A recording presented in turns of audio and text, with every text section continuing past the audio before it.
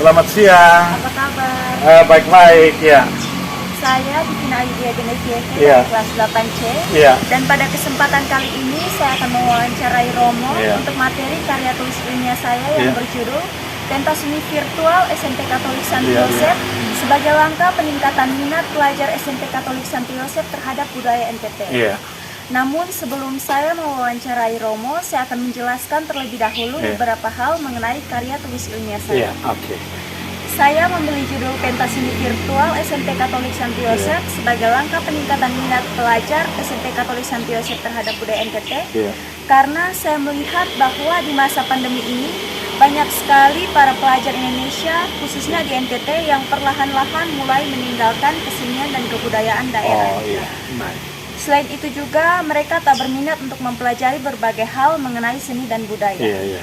Karena berkurangnya minat siswa untuk mempelajari kesenian dan kebudayaan tradisional, Iya. maka pihak sekolah membuat sebuah kegiatan yaitu pentas seni virtual Iya. untuk meningkatkan kembali minat para pelajar di bidang seni dan budaya. Iya. Oleh karena itu, saya mewawancarai Romo Iya. selaku kepala sekolah Iya. SMP Katolik Santo Yosef Iya. untuk menanyakan beberapa hal terkait pentas seni virtual yang sudah pernah diselenggarakan di SMP Katolik Santo Yosef. Jadi pertanyaan saya, menurut Romo, apa peran pentas seni virtual di masa pandemi bagi para siswa? Oh, oke. Baik, Ayu. Terima kasih banyak sudah datang dan wawancara dengan Romo. Ya, Romo.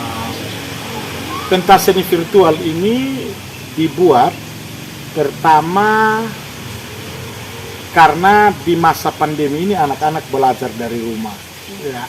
Jadi selain mereka itu dengan Bapak Ibu guru belajar dan mengajar lewat platform seperti Google Meet, Google Classroom, kadang ada yang Zoom. Selain KBM di kelas, sekolah juga menganggap bahwa selain pembelajaran, pengembangan diri itu mesti jalan. Nah, oleh karena itu kita menggagas supaya tidak hanya pembelajaran saja, tetapi ada pengembangan diri, pentas seni virtual. Kan sebelum pandemi ini kan kita buat secara langsung, ya. Anak-anak pentas di panggung, ya.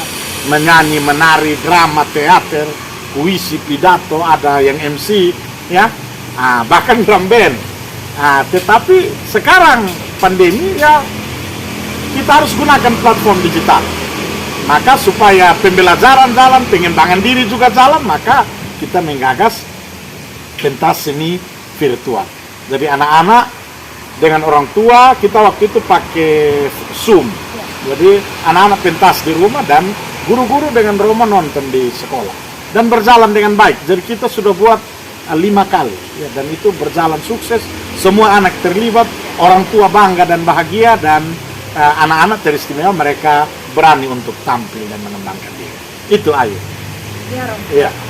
Pertanyaan yang kedua, apa yang Romo harapkan dari pelaksanaan pentas seni virtual ini? Ya, kita harapkan anak-anak tetap belajar, tetap semangat belajar di era pandemi ini. Ya, kita sudah vaksin, ya makanya kita dua berani buka masker di sekolah ini. Bahkan Bapak Ibu guru sudah 3 kali. Yang terakhir vaksin tadi itu vaksin booster, ya, dan sudah berjalan dengan baik. Anak-anak tetap sehat, anak-anak tetap semangat. Bukan hanya belajar pembelajaran, mata pelajaran, tapi tetap semangat untuk mengembangkan diri. Salah satu caranya dengan wadah pentas seni virtual. Jadi kita harapkan itu. Anak-anak sehat, semangat, gembira, punya harapan untuk belajar menuju masa depan. Mengembangkan diri juga. Begitu Ayu. Ya. Selanjutnya, apa saja yang ditampilkan dalam pentas seni virtual yang dapat membantu meningkatkan kembali minat para peserta dalam bidang seni budaya Iya. di masa pandemi? Ayu pernah ikut pentas seni virtual? Pernah, Romo. Ayu pentaskan apa? Saya waktu itu bermain keyboard Oh, main keyboard. Sambil nyanyi atau keyboard kosong?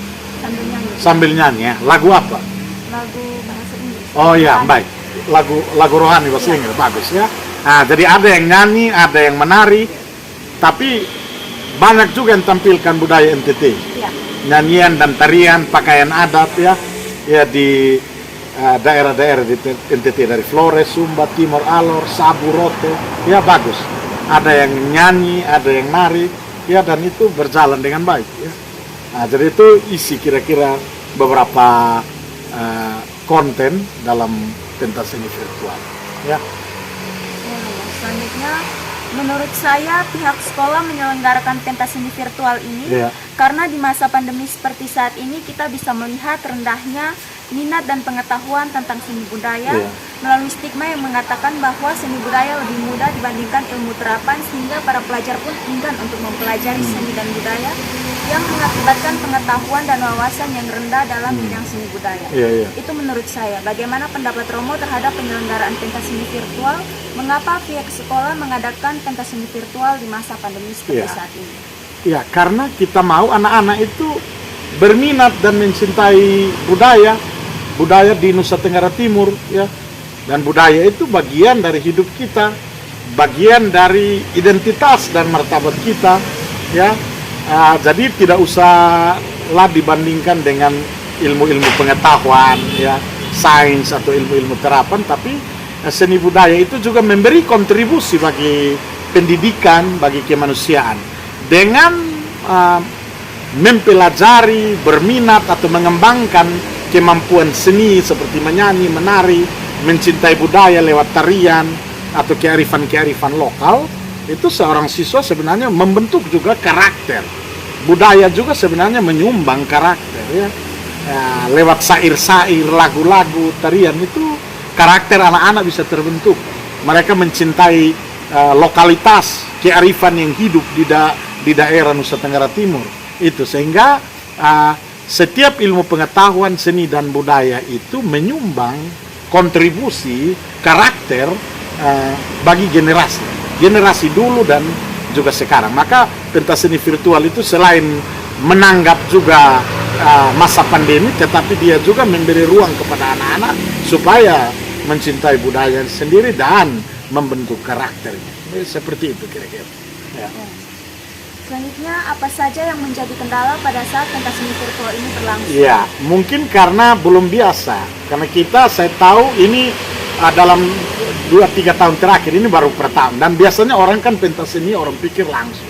Ini kita buat virtual, ya. Nah, kendalanya mungkin teknis seperti jaringan, ya. Mungkin ada yang kendala tidak pakai wifi, ada yang pulsa. Tapi kalau anak-anak siap, guru-guru siap, biasa tidak ada kendala. Dan selama kurang lebih 5 kali penyelenggaraan pentas seni virtual tidak ada kendala berarti. Ya, kadang ada anak yang mungkin masih malu-malu, tapi itu biasa. Saat mau tampil itu anak-anak saya pikir mereka melatih diri, ya, untuk percaya diri itu tentu butuh proses, ya. Dan Ayu juga mengalami begitu kan, pelan-pelan menumbuhkan kepercayaan diri, semangat untuk pentas yang berkualitas itu kan memang butuh proses. Tapi anak-anak sudah terlibat dan luar biasa bagus. Ya. Selanjutnya, apakah hal ini juga memiliki manfaat dan dampak positif di dalam bidang pendidikan? Sangat. Ya, Ayu senang ke tidak kalau ada pentas seni virtual? Waktu pentas senang ke tidak? Bangga ke tidak? Ya itu. Jadi paling tidak anak-anak merasa senang dan merasa terbantu, mereka bisa tampil, mereka bisa percaya diri, mereka bisa mengembangkan diri, menemukan potensi diri dan berbagi. Selamat pentas seni virtual itu juga adalah semangat untuk berbagi kegembiraan di tengah keprihatinan masa pandemi. Oh, ternyata di masa pandemi secara virtual orang juga bisa berbagi kegembiraan. Ya, jadi kita kan mungkin takut ya karena ada COVID-19 ini, ya. Kita prihatin, kita mungkin takut-takut. Tapi pentas seni virtual ini membuat anak-anak lebih percaya diri, memiliki kegembiraan, memiliki harapan bahwa meskipun situasinya itu memprihatinkan, tapi sikap kita itu harus selalu optimis. Yang tidak normal itu situasi, tapi kita manusia yang ada di dalam badai pandemi ini adalah orang-orang normal. Situasinya yang tidak normal, ya, kondisinya yang tidak normal. Manusia harus normal, dan normal itu harus ditunjukkan lewat itu bahwa kita mesti terus berkreasi, ya, begitu. Silakan Ayu. Apa peran Romo dan Bapak Ibu guru dalam membantu membangun kembali minat para pelajar di bidang seni budaya? Ya. Pertama, membuat ruang, memberikan kesempatan kepada anak-anak. Perannya di situ, memberi ruang. Saya sebagai kepala sekolah instruksikan, harus buat, mesti buat, ya. Dengan guru-guru, ayo guru-guru buat link, ya. Umumkan ke anak-anak, komunikasikan dengan orang tua, harus buat, harus jadi. Nah, dan saya kepala sekolah hadir, memberi semangat kepada anak, memberi arahan, petunjuk, bimbingan, penguatan dengan Bapak Ibu guru, harus jadi, maka jadi. Jadi di sekolah itu kepala sekolah yang harus melihat, mengontrol, dan mengarahkan ke mana kita harus berangkat, apa yang harus kita buat untuk anak-anak, begitu. Nah, seperti sekarang kamu karya tulis, saya harus kontrol, memastikan bahwa betul kamu dibimbing, kamu menulis, kamu membaca ya. Dan tidak bisa saya hanya di ruang kepala sekolah, duduk lalu saya sembahyang di dalam dan hanya duduk dan urus diri. Tidak, saya mesti keluar dan mengontrol semua, memastikan itu semua berjalan. Melibatkan seluruh Bapak Ibu guru, pegawai, anak-anak, bahkan orang tua. Begitu. Jadi itu cara kepala sekolah dan guru supaya ruang dan kesempatan lewat pentas seni virtual itu betul-betul dimanfaatkan untuk pengembangan diri anak-anak di masa pandemi ini. Ya. Apa manfaat pentas seni virtual bagi Romo dan para Ya, kalau untuk saya pertama mengenal anak-anak dan potensinya. Guru-guru juga demikian. Ya, dengan ada pentas seni virtual, ibu atau pak ini, guru ini, dia bisa kenal, oh ini si Ayu. Ternyata bisa main keyboard sambil nyanyi, bahasa Inggris pula. Oh ini si ini bisa menyanyi, bisa menari. Ya, jadi manfaat bagi kepala sekolah dan guru yakni mengenal anak-anak, bukan hanya mengenal tahu nama saja, tapi tahu potensi anak. Oh ternyata anak ini hebat juga di bidang seni dan budaya. Begitu. Bahkan ada anak yang mementaskan bela diri saat pentas seni virtual. Oh kita tahu. Begitu. Jadi manfaatnya untuk guru dan kepala sekolah itu, ya. Ya dan juga Bapak Ibu guru tahu tentang potensi anak-anak. Dengan dia tahu potensi anak-anak, dia bisa juga terbantu untuk bagaimana mengarahkan anak-anak sesuai bakat dan potensi, pengembangan minat, bakat dan potensi itu bisa berjalan. Karena dia tahu. Seperti Ayu sudah tahu main keyboard, dia jangan suruh lagi pergi karate. Tidak bisa. Nah, begitu. Ya. Siapa yang pertama kali membuat ide untuk melaksanakan pentas seni virtual? Ya, kalau saya bilang saya kan, ya, bersama guru-guru dan anak-anak kita semua. Jadi bukan siapa yang mulai, tapi bagaimana nanti mulai. Kalau saya kasih ide lalu Bapak Ibu guru tidak tahu bagaimana nanti menjalankan dengan anak-anak, ya sebagai kepala sekolah saya harus mulai.